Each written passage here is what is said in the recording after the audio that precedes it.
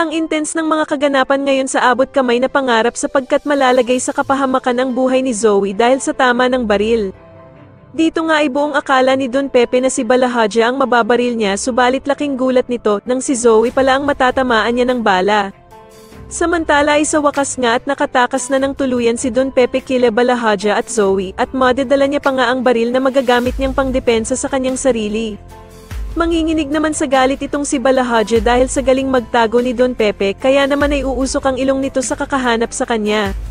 Sa kasamaang palad naman sa kagustuhan ni Don Pepe na hindi mahuli ni Balahaja ay magkakamali naman ito ng mababaril at dito nga ay wala siyang kaalam-alam na si Zoe na pala ang tinamaan niya ng bala. Samantala matapos namang makaligtas ni Lynette sa mga humahabol sa kanyang tauhan ni Moira, ay magkakaroon pa sila ng komprontasyon ni Doc Carlos. Sasabihin nga ni Lynette sa kanya na matagal na daw palang tinitiktikan ng mga magnanakaw ang bahay ni Doc Carlos kaya naman ay magdududa siya dito. At dito nga ay magagawa pang pagbintangan ni Doc Carlos ang pamilya ni Lynette na sila Aling Susan at Josa na baka daw sila ang may pakana ng naging nakawan sa bahay niya. Pero hindi naman na matatanggap ni Lynette ang mga pagbibintang na ito ni Doc Carlos at dito nga ay mapupuno na ito at sasabihin na sa dami nga daw ng pwede niyang pagbintangan ay sila Josa at Aling Susan pa.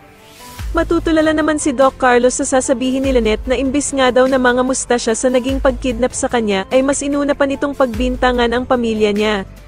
Sa tingin niyo tuluyan na nga kayang makaligtas si Don Pepe at matakasan na nga kaya niya si Balahaja sa paghabol nito sa kanya, mas lalo na nga talagang nagiging exciting ang mga susunod na kaganapan kaya naman ay mas lalo pa nating abangan ang mas lalong gumigandang abot kamay na pangarap. Maraming salamat po sa inyong panonood at sana po ay mas subscribe niyo ako. Maraming salamat po.